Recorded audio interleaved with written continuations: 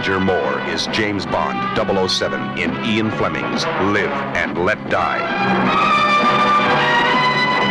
My name's Bond. James Bond. Names is for tombstones, baby. Waste him, now. James Bond is back, and wherever he drops in, it can mean only one thing. Trouble! This is the Bond adventure with more excitement, more action, more danger, and more. Much more. Roger Moore as James Bond 007.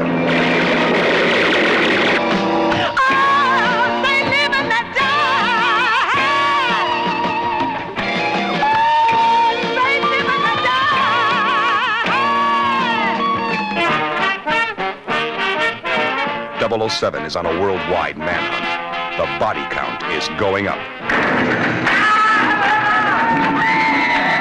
And where Bond stops to visit, he leaves his mark. On everything. They'll kill you. They will kill us. Love was lesson number 2. Togetherness. Is there time before we leave for lesson number 3? Absolutely.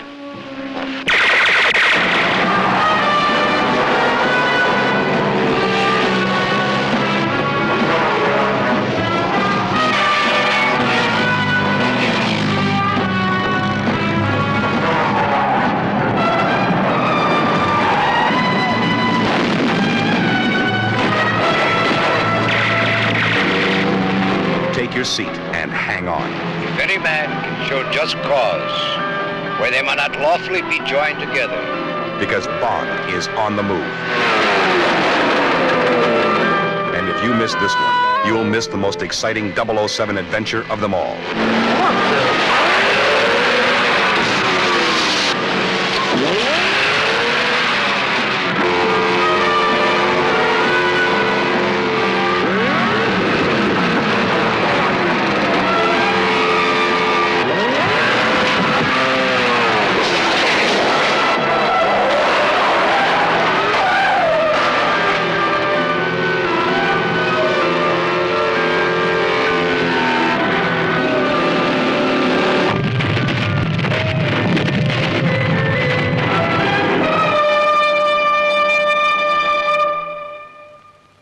Welcome to Movie Humpers. I am Bob Sham. I'm Angela.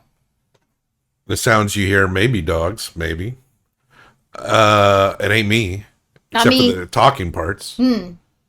We do special reviews called randomly generated movie reviews, where we just go to a website and get a virus, and we randomly generate just a movie. It's we select all categories, all eras, all times, and whatever it pops up, Yeah. we watch. It's had ups and downs in its random generation. We've seen some good stuff. We've seen some middling stuff.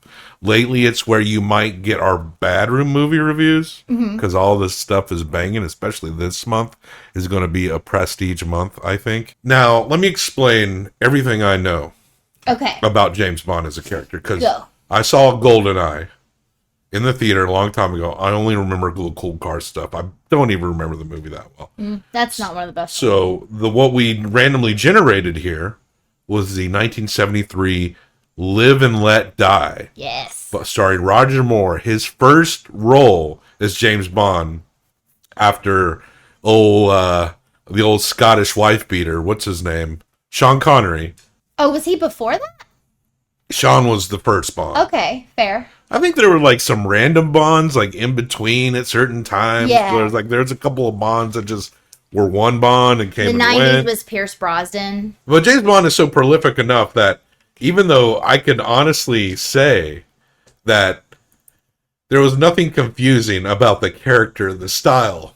Like with James Bond, right? He's a secret agent who tells everyone his name, right?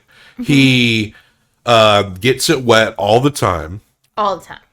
He's got gadgets and stuff that are given to him. There's often a scene that's like, see what your new thing can do. And He has an Alfred named Q. yeah, an Alfred named Q. Oh, sorry. These are your things you know. And yeah, don't tell me. I already said he gets it wet a lot. Like, he's always getting it wet. I feel like I could make a better James Bond, honestly, than the one we got. Like, for example, how about a completely pansexual, sexually fluid James Bond that literally fucks every other character he comes across in the movie? That would be amazing. I would make a James Bond be like ground zero for a new type of syphilis that he's been spreading across the globe. I also I wouldn't mind to see a James Bond movie where all his bastard children, an army of bastard children, are trying to kill him. That would be dope. Live and Let Die. Maybe you know that Paul and Linda McCartney. Thank you very much. This next song is about a British secret agent, and it's full of foreign intrigue. Live and Let Die. It's a good song. I like that. Great song. I like that song, and It is a great song. and it's been in my head for ever since we watched this movie. It won't leave my head. Same. Are you done with what you know about James Bond? Yeah, I think I capped out. So this movie, this is for all intents and purposes my first James Bond movie. Yeah. Directed by Guy Hamilton, written by Tom Mankiewicz, and based on the book by Ian Fleming. Yes. I know Ian Fleming apparently worked for British intelligence at one point. Working actual intelligence is a lot more boring than what is presented in a James Bond movie. This is probably his fantasy life. Now, He was working for Tom Mankiewicz is the nephew of Herman Mankiewicz. Okay. Mank, he's the nephew of Mank. And I said Mankiewicz. Herman's last name different than I said Tom's, even though it's the same last name. We're starring here Roger Moore, his first James Bond. Mm-hmm. Yaphet Kotto, I thought he was fine, right? And Yaphet Kotto, who is the villain. Jane Seymour, it's her introduction. Dr. Quinn, medicine woman. She was a baby in this movie. Yeah. I mean, not I thought you were going to baby, say babe. No. No, she's kind of a dime. I don't understand why she's there, but because there just has to be a girl for him to fuck, or a couple girls for him. These Caribbean dudes, none of which have Caribbean accents, have a white lady that sees their fortunes in the cards. And there's this whole thing where her mother had the gift and her grandmother had the gift, but as soon as they have sex, they lose their gift. That's funny. Which is hilarious. So she's a virgin, and Roger Moore takes her virginity. He just expects it. Like, he fucks 3 women in this movie. Yeah. One played by Gloria Hendry. So if you're like in the early 70s and maybe you're a black person in America seeking representation in your movies, and you turn to you just watched the last Sean Connery James Bond, and you say to your mother, Mom, you think James Bond will ever nut in a black woman? Well, he does here. A couple times. He hits it twice. Played by Gloria Hendry. She was Rosie, who it's revealed was working for the CIA, but was a double agent. But she seemed a little haphazard, like maybe she was just in over her head the whole time. She did not work for the CIA. But the CIA thought she was. That's called a double agent. No one thought she was. I thought she said someone's name to make him think. He kind of fed her. Okay. If James really Bond's kind of a dumbass. He's kind of a dumbass. Literally everyone was working for this guy, this leader / like, he was like a mobster in the U.S., or a gang leader, and then he was, I don't know, he was like... Go figure this pussy hound would totally be washed over easy by any woman. Oh, yeah. Yeah. I mean, he gets to his hotel, and basically the check-in clerk's like, oh, yeah, Mrs. Bond already checked in. Yeah. And he's like, oh, that trickster, Mrs. Bond. And he's just like, what am I in for? Because he can get out of anything. So he's never, like, afraid of anything. So he's like, oh, what girl is this? And then it just plays out that, like, because the people had intel on him. They knew he was there. They planted her there. So she knew enough to say... James Bond's probably a sociopath, right? Narcissist. I would say not a sociopath, but I would say narcissist. Yeah. Because he just thinks he's good enough that he can get out of anything, and he thinks he can get any woman. He does care. There is a story later. He does get sad when Rosie gets killed. He does, and there's actually he actually genuinely falls in love in a couple movies, but he always loses the girl because the girl never sticks around because she dies. She finds out, like, if she doesn't die, she finds out, like, you gave me a rare form of syphilis or gonorrhea or these genital warts that my doctor's never seen before. I don't know where you got these, but we're gonna have to break up because you ruined my junk. You know, he probably has like a pin in his briefcase that he can just give himself a little shot to inoculate against whatever he might have just gotten. The British intelligence And maybe is spending. he's sterile. The British intelligence is spending a lot of money on VD treatment for James, no doubt. Well, British agents are being killed like all over the place, and in New Orleans. And there's this scene where there's this funeral procession. This was so cool. And then you discover that they're all in on it. And at first, I thought we were dealing with some kind of Pan-Africanist revolutionaries fighting against the British and U.S. Intelligence forces. That would have been more exciting. You know, in the spirit of RRR, the anti-colonialism, I thought we were going to get that. Because I was ready to really root for these bad guys who were all like, I think it's probably the first black villain in a James Bond movie as well. I don't know. As far as I know, I don't know. They're very well organized. But turns out he's just trying to get the whole country addicted to heroin. Well, and he's actually using these villagers' beliefs against them. I'm not sure how accurate to make him do their bidding. Now, I know I'm not too sure how accurate the voodoo here is. I'm sure it's all terrible and completely inappropriate, but they are kind of using that to get these people to like believe in them or like support them or whatever. The store that James ducks into in New York, that looks like the place where we get our special soaps and shit. Yes. He literally walked in and the lady was like, "Would you like something in heads?" It does seem like skulls? It does seem like when ritualistic, ritualistic stuff comes up or is, you know, in these specific stores, that even with the best of intentions by the people who are into this kind of thing, that it's still something about it seems like you're unsure how bastardized this whole thing is becoming. So, of course, we got a black villain, a very well organized black army, and they're kind of cool, like in their vibe. But you are sitting here wondering, it was like, yeah, it's just got to be voodoo, doesn't it? Like, it's all got to be, this is the James Bond Caribbean movie. We spend time in New York, we spend time in New Orleans, but we go to the Caribbean where the heroin on the island, fortified island, is being grown. Yeah. These people Kananga are jet setting all over the world all the time.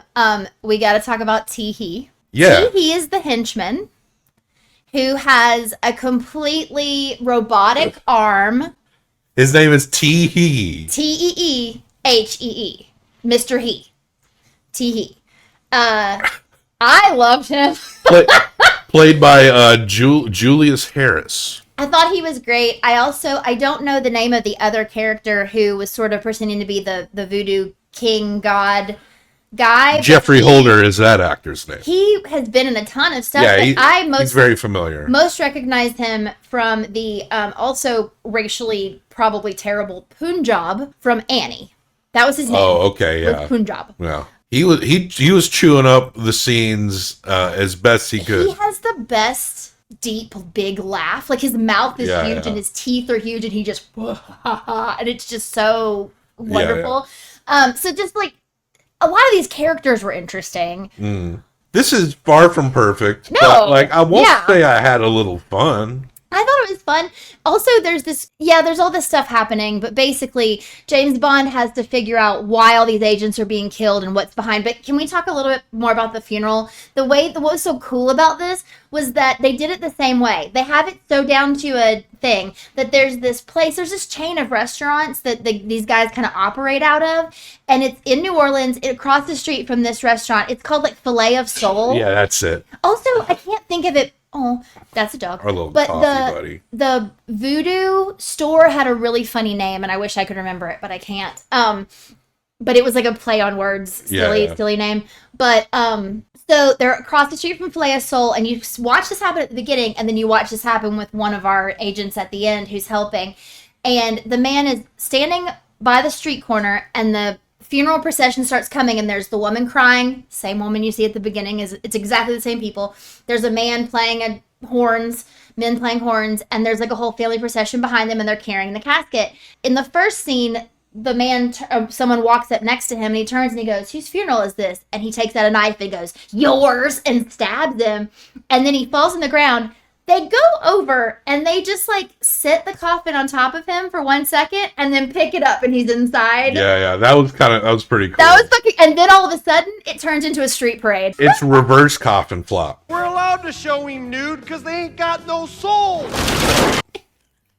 You know? Is that a thing? But yeah, so they do that again at the end and get one of our friends who's trying to help Mr. Bond. But you know, they kind of go all over the place. There's all these scenes, but you know, Jane Seymour's reading the cards all the time, and James Bond tricks her into fucking him because he gets like a whole deck of the lovers, which she did draw the lovers earlier, but she believes the cards will never lie. He bought 100 packs of tarot cards and only pulled out the lovers and bunched them all together, basically conned her into sleeping with him because the cards foretold. Yeah, and she'll do anything the cards want. Yeah. And like right after they have sex, there's this weird scene where she's kind of like, I can't see anymore. It's gone.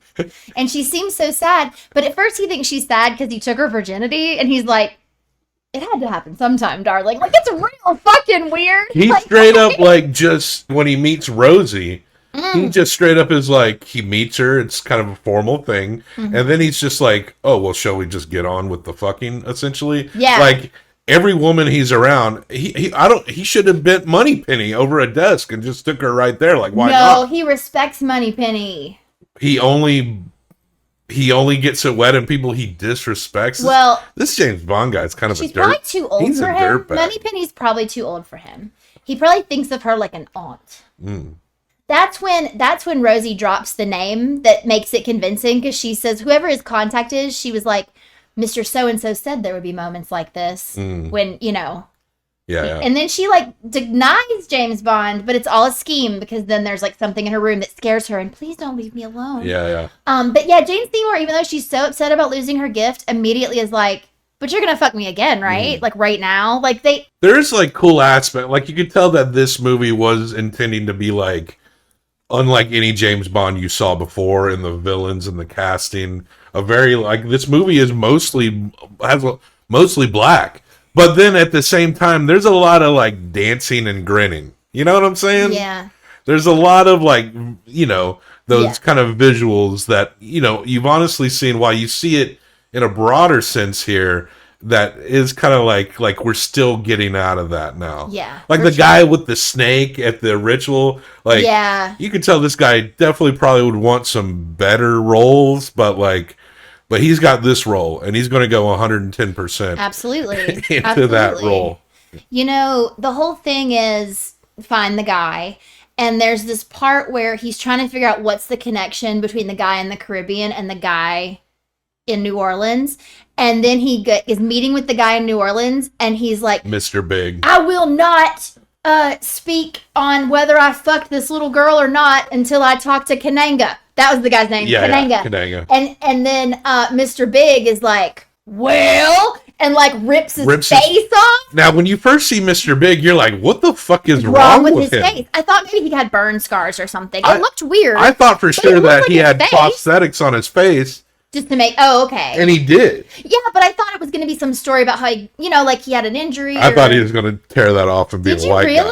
I thought he was going to tear that off. And when he started, that would have been so bad. I assumed it was prosthetics. Okay, I know. Like the second time when we first see Mr. Big, he looks weird, but we don't linger. No, he's then quick. When James meets him and he forces James to be in front of him, you can see him a lot more, and it's like, this guy's wearing prosthetics. Yeah. And then when he starts to peel, I'm like, is this going to be a white dude? But no, it's Kananga with Mr. Big makeup or prosthetics. It's very bizarre. It is very bizarre. It almost just seems like, just don't let anyone ever see Mr. Big and just be yourself. Like, I don't know. It was so crazy. But yeah, and then he like does this trick to see if the girl fucked James or not.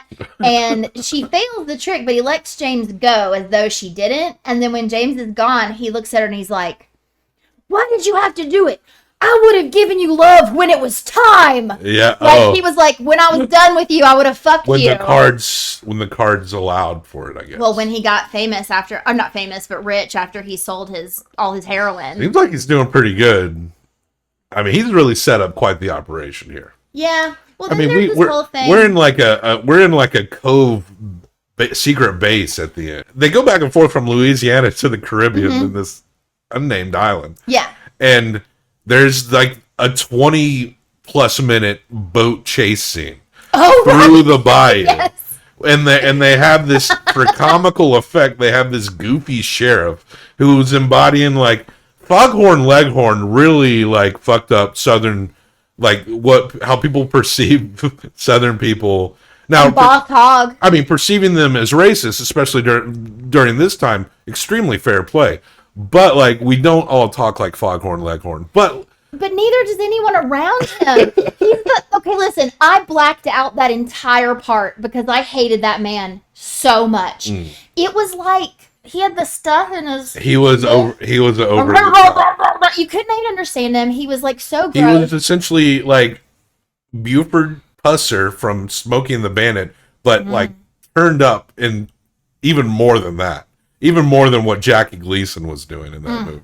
Yeah, he really was just completely obnoxious. But I feel like the boat scenes, the chase scenes themselves were actually pretty cool. That was pretty cool. And that was when it reminded me of, like, sort of like a Fast and Furious kind of situation, because these boats were going over roads. Yeah, and, like, they go from, like, one river into the next, or, like, the wetlands or whatever. Yeah, they crashed through a wedding. Yeah, which we both were like, we've seen this before. Yeah, I think I did have randomly seen that scene before. I think that might be something that was parodied in something that we saw. The only thing I know is James Bond parodies. Yeah. Prior to James Bond, I feel like I do know this world. Yeah. That's how prolific this is in pop culture. Definitely. But James Bond is, like, dirty, kind of a dirty piece of shit. Yeah. Like, truly. Yeah. So he goes back to the island. I think he's kidnapped Solitaire, who is Jane Seymour. Mm-hmm. And he goes to the island. Oh, there's a part where he's running across alligators. That was kind of cool. Mm-hmm. And yeah, so we go back to the hidden fortress. And James did not kidnap Solitaire. Kananga did. So he's going to save her again. Right. Yeah. Well, that's what I meant to say. But so it's this whole, the most stereotypical aspect of any James Bond movie is the master plan, and then James gets out of it. In the evil lair. Yeah. He has a magnetic watch that he gets, like, some canister, and then he hits Kananga with the canister, and it inflates things. And it inflates Kananga, and he goes up, which looks wild. It looks insane. With some 1973 effects. It's a little, like, crazy looking. Yeah.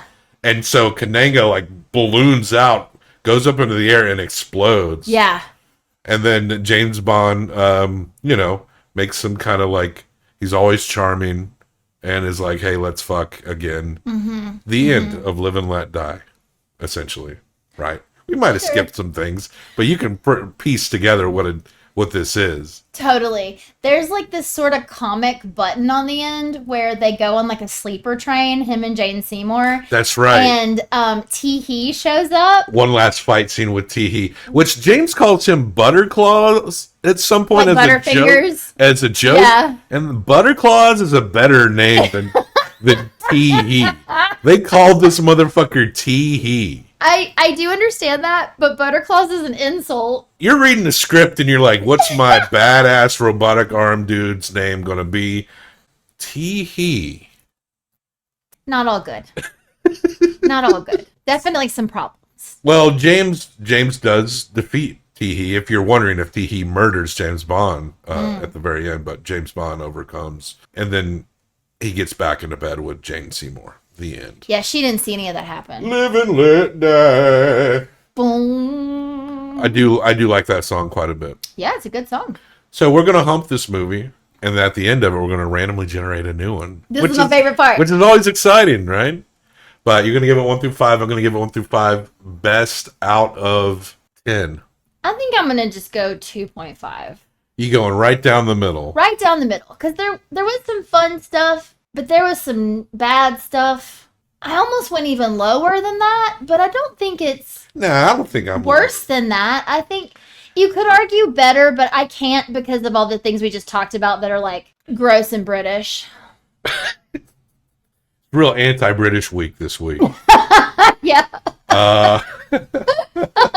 British racism against Caribbean people. Yeah. There is some interracial love. I mean, most of this movie, half this movie takes place in the U.S., we should say that. Yeah. In a lot of ways, this movie is stupid. Yeah. But I won't say I wasn't entertained. Yeah, it was fun. Like, I was in it. I was, like, kind of letting it wash over me. I did like Yaphet Kotto as Kananga. I thought he had good presence. He did. I thought he actually was kind of a cool villain. Mm-hmm. I just wish, maybe that story-wise, everything was a little more.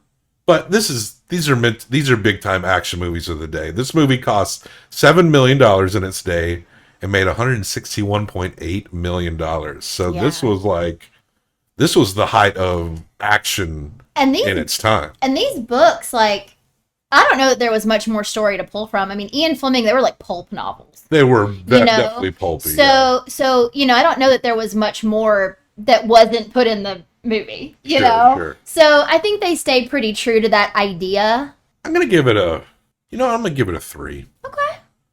And so that brings it to a 5.5. Yeah. That is a C, kind of a C plus.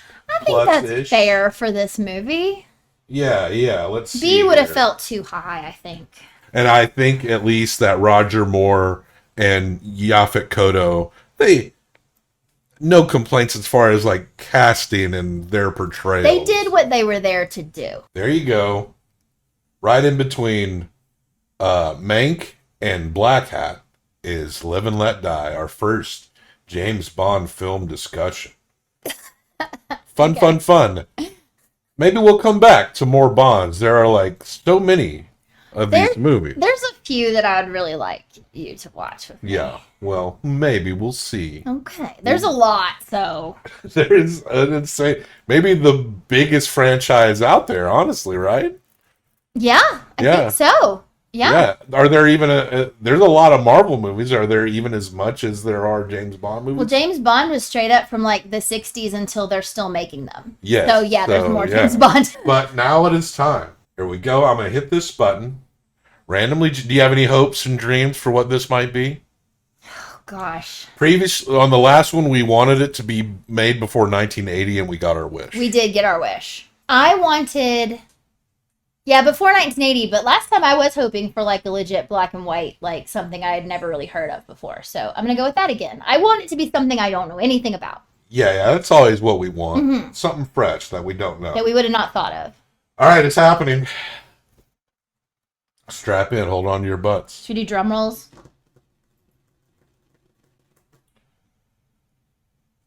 We are going to be discussing the 2005 movie starring Barney Clark, Ben Kingsley, Jamie Foreman, and we ain't leaving Great Britain because we're watching the 2005 Oliver Twist.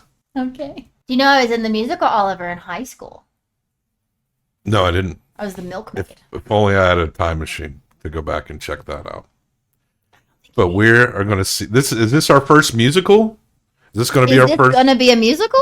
I don't think this is a musical. I only know this is a musical. I mean, I know it's a Dickens novel. So yeah. I guess it's not purely a musical. So, but yeah, we're going to watch fucking Oliver Twist. I don't know who directs it.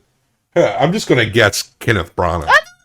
I'm just going to guess it's Kenneth. I don't know if it is, but I'm just going to guess that. He does good with Shakespeare, so maybe it'll be okay.